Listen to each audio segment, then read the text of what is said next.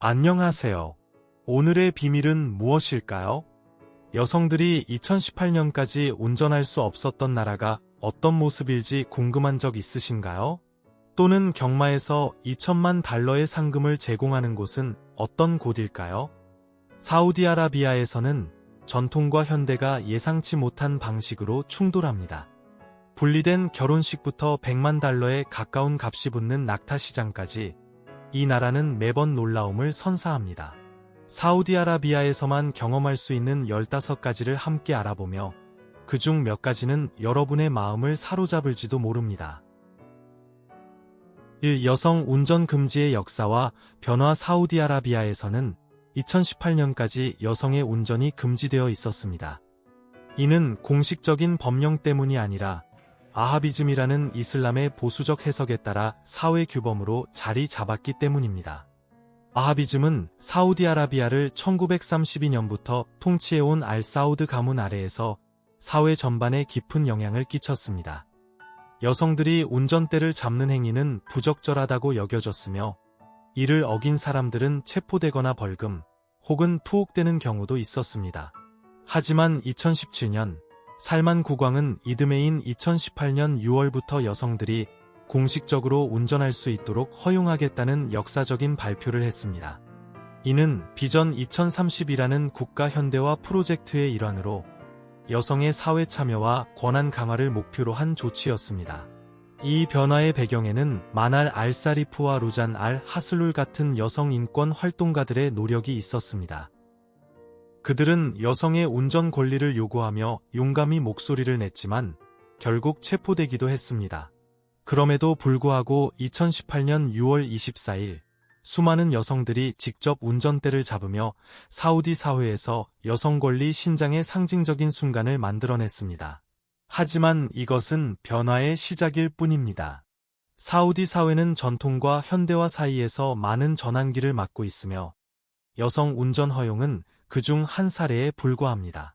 이 남녀가 분리된 전통 결혼식. 사우디아라비아의 결혼식은 그 자체로 하나의 독특한 문화입니다. 전통에 따라 남성과 여성은 각각 별도의 공간에서 결혼을 축하합니다. 이러한 분리는 종교적 신념과 문화적 가치에 따라 남녀가 각자의 방식으로 축제를 즐길 수 있도록 하기 위한 것입니다. 여성의 공간은 섬세하게 꾸며집니다. 꽃, 촛불, 커튼이 우아하게 장식된 공간에서 신부는 전통 복장인 아바야를 걸치고 니캅으로 얼굴을 가리거나 히잡으로 머리를 덮습니다. 결혼식 당일 신부는 여러 차례 의상을 바꾸기도 합니다. 한편 남성들은 따로 모여 신랑을 중심으로 축하를 이어갑니다. 신랑은 전통 의상인 흰색 로브 토브를 입고 어깨에는 화려한 망토를 두릅니다. 머리에는 산마라 불리는 다채로운 스카프를 착용합니다. 연회에서는 양고기, 쌀, 대추, 전통 커피와 같은 사우디 요리가 제공됩니다. 저녁이 무르익으면 신랑은 아버지와 함께 신부 측 공간으로 이동합니다. 전통 음악이 흐르는 가운데 두 사람은 손님들의 축복 속에 등장하며 반지를 교환하고 결혼 케이크의 첫 조각을 나눕니다. 이처럼 남녀를 분리하는 결혼식 풍습은 사우디아라비아 사회에서 겸손과 예의를 중시하는 문화적 가치를 반영합니다. 남성과 여성 모두 각자의 전통적 역할 속에서 축제를 기념할 수 있도록 배려된 구조인 것입니다. 이 결혼식 풍습은 단지 하나의 예에 불과합니다. 사우디아라비아를 더욱 독특하게 만드는 다양한 문화와 관습이 존재합니다. 그중 하나가 바로 발렌타인데이에 관한 이야기입니다. 왜 이 날이 금지되었는지 다음 장에서 그 배경을 들여다보겠습니다. 3. 사랑이 없는 날, 발렌타인데이 금지. 많은 나라가 발렌타인데이를 선물, 초콜릿, 사랑이 가득한 제스처로 축하하는 반면 사우디아라비아에서는 그날이 그렇게 보이지 않습니다. 역사적으로 왕국은 발렌타인데이를 기독교의 기원과 연관지었으며 특히 금지된 결혼과 관련된 성 발렌타인 이야기를 중시했습니다. 수년 동안 종교 경찰, 즉 미덕 증진 및 악행 예방위원회는 발렌타인데이 축제를 금지하며 빨간 장미, 초콜릿, 하트 모양의 선물을 압수했습니다. 하지만 공식적인 금지는 시간이 지남에 따라 변화했습니다. 2016년 사우디 종교 지도자들과 정부는 발렌타인데이가 종교적 휴일이 아니므로 금지되지 않는다고 명확히 했습니다. 이후 축제는 더욱 느슨해졌지만 공공축제는 여전히 조심스럽습니다. 사우디아라비아에 거주하는 외국인들은 개인적으로 축하할 수 있지만 공공장소에서의 표현이나 온라인 공유는 법적 문제를 일으킬 수 있습니다. 사랑이 제한될 수 있지만 흥미와 스릴은 어떨까요? 사우디아라비아에서 완전히 금지된 것, 즉 도박을 살펴보겠습니다. 4. 도박은 죄입니다. 사우디아라비아에서는 이슬람 법에 따라 도박이 엄격히 금지되어 있으며 카지노, 복권, 온라인 도박을 포함한 모든 형태의 내기를 포함합니다. 이러한 활동에 참여하면 막대한 벌금, 투옥, 자산 압수 등 심각한 처벌을 받을 수 있습니다. 이러한 엄격한 법에도 불구하고 일부 개인들은 가상 사설망을 사용하여 온라인 도박 사이트에 접근하려고 시도합니다. 그러나 이 행위는 불법이며 적발될 경우 약 26만 달러에 해당하는 벌금을 포함한 중대한 법적 결과에 직면할 수 있습니다. 도박이 불법인 반면 경마는 사우디아라비아에서 인기 있는 스포츠입니다. 리야드에 있는 압두라지즈 경마장은 연중 여러 경주를 개최하며 세계에서 가장 부유한 경마인 사우디 컵은 2천만 달러의 상금을 자랑합니다. 하지만 이러한 경주들은 도박과 관련이 없으며 도박은 여전히 금지되어 있습니다. 도박의 스릴을 찾는 사람들은 레바논, 이집트, 모로코와 같은 이웃 나라에서 합법적인 카지노와 내기 기회를 제공합니다. 그러나 도박을 위해 해외로 여행하는 것은 비용이 많이 들고 법적 복잡성을 동반할 수 있습니다. 이제 여러분은 도박이 금지된 나라에서 더욱 가치 있는 자원이 있다는 사실에 놀랄지도 모릅니다. 계속하기 전에 여러분께 특별한 요청이 있습니다. 알림벨을 눌러주시고 구독 버튼을 눌러주시면 정말 큰 도움이 됩니다. 이 채널을 지원해 주셔서 감사합니다. 그렇게 해주신다면 저와 제 팀은 여러분을 위해 이 프로그램을 더욱 발전시키기 위해 최선을 다하겠습니다. 약속할게요. 5. 물이 기름보다 더 비쌉니다. 사우디아라비아에서 물은 기름보다 더 소중합니다. 세계은행에 따르면 사우디아라비아는 연간 인당 약 89.5세제곱미터의 재생 가능한 담수 자원을 보유하고 있으며 이는 500세제곱미터의 절대 부족 기준을 크게 밑도는 수치입니다. 물 필요를 충족하기 위해 이 나라는 해수 담수화에 크게 의존하고 있습니다. 담수화는 바닷물에서 소금을 제거하는 과정으로 에너지를 많이 소모하고 비용이 많이 들며 물의 높은 가격에 기여하고 있습니다.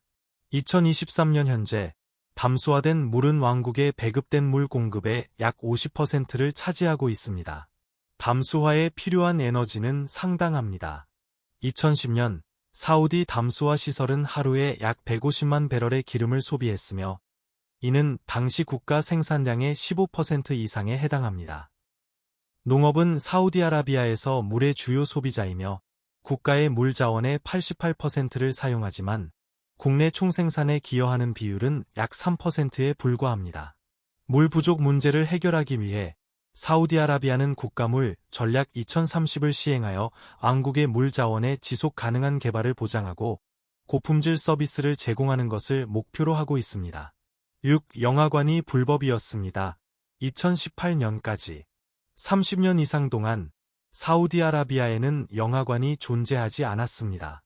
20세기 30년대에는 영화가 인기를 끌었지만 문화적 및 종교적 이유로 20세기 80년대 초반에 영화관이 금지되었습니다.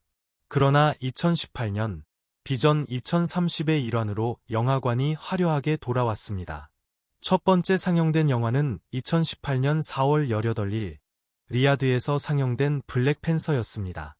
그 이후로 영화 산업은 급격히 성장하여 현재 왕국에 500개 이상의 스크린이 운영되고 있습니다. 2030년까지 목표는 2,000개의 스크린을 확보하고 구입 수익을 약 9억 5천만 달러로 만드는 것입니다. 정부는 또한 알-울라에 있는 알-히스니 스튜디오와 같은 시설에 투자하여 국제 영화 제작자들을 유치하고 지역 인재를 육성하고 있습니다. 흥미로운 변화에도 불구하고 영화관의 복권은 도전이 없지 않았습니다. 일부는 특정 영화 내용에 반대하고 있으며 산업을 처음부터 만드는 것은 쉽지 않은 일입니다. 그러나 빠른 확장과 커지는 대중의 관심으로 사우디아라비아의 영화 장르는 빠르게 엔터테인먼트 세계의 주요 플레이어가 되고 있습니다. 사우디아라비아의 영화관 복귀에 대해 어떻게 생각하시나요? 수십 년 동안 영화가 금지된 나라를 방문하시겠습니까? 아래 댓글로 여러분의 생각을 알려주세요. 7. 다리가 없는 사람들을 위한 축구팀.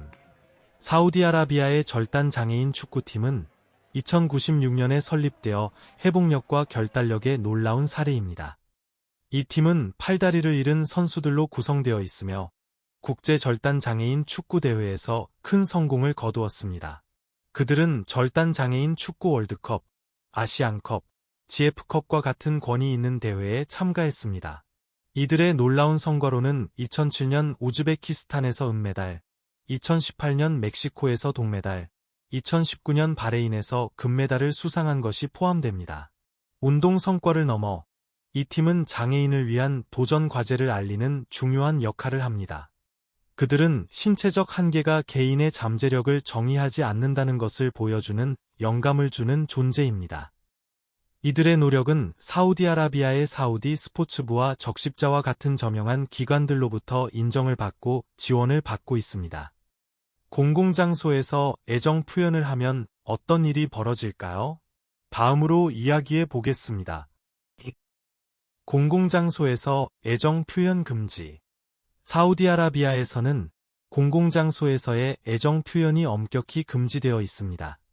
이 나라에서는 이슬람법의 엄격한 해석인 사리아를 따르며 모든 형태의 PDA가 금지됩니다. 적발될 경우 심각한 결과가 따를 수 있으며 벌금이나 더 가혹한 처벌을 받을 수 있습니다.